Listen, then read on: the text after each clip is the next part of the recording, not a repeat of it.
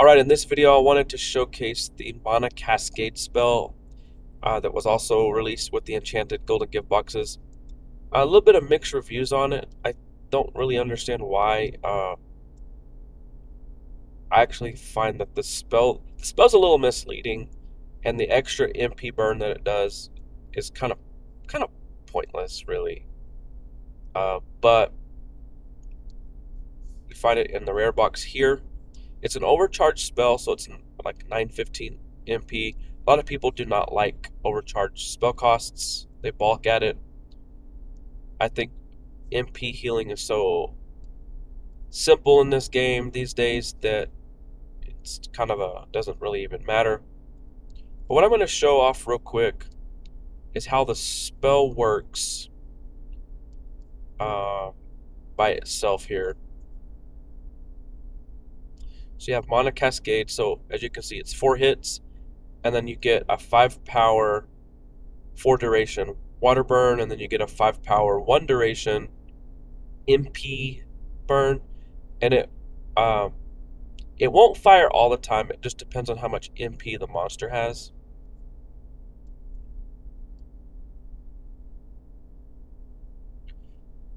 So I'm using my Burn Eater character here with it. The best way to use the spell, actually, is with the Legion Monster Lord weapon, and you just click to have it pay 392 SP, and it'll do a burn for every landed hit. And it actually is the same way for Mana Cascade. So when you combine the two, as you can see, it's a 15 power burn for 4 rounds right off the bat. That's actually 600% melee. If you do it again, you get up to a 27.5 power water burn. And then you do it again, as you can see, this burn damage is starting to get crazy. 36.88. Let's see what kind of burn damage we get this time. 1,759 burn damage.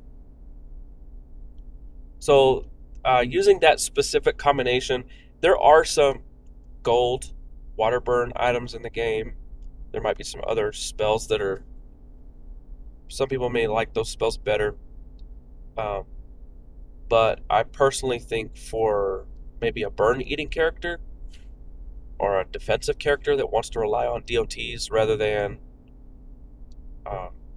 sitting back and just doing pure damage or other effects, it works pretty well. I just showed this misc off a second ago, right? You can use both.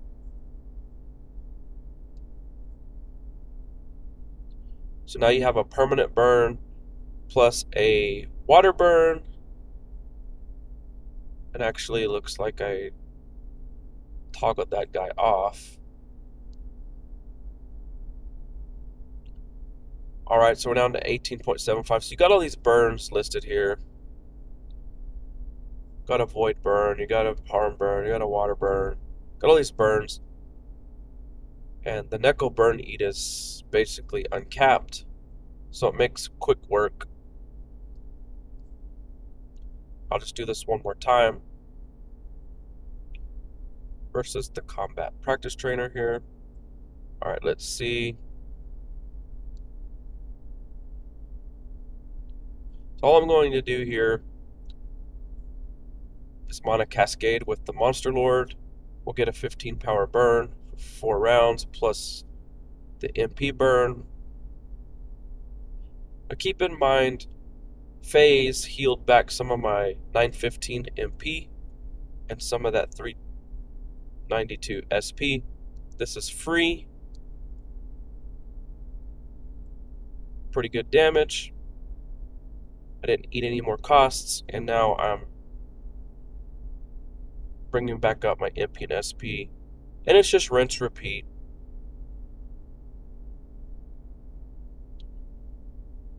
I think that this specific spell and weapon combination might be sort of the best, sort of the strongest burn, and then since Burn Eat is uncapped on Neko, and then specifically Luna Neko is a 1.4 Ellie comp versus Soul Neko's 1.1, so it's going to do more damage. And that's the reason why I'm running Luna Neko, and I'm not even really doing wands too much. I have a couple, but this is about just spell casting and uh, inflicting burns and whatnot, and just eating it. But that's the Mana Cascade spell. I would recommend getting it. It's just a rare box. Rare boxes are they're frequent enough to where if you've been playing a while, you probably would be able to pick this up, no questions. Maybe if you're kind of new and you're a little bit low on boxes and whatever, I get that to an extent, but um, I don't know if these items are going to stick around long, so that's also something to consider.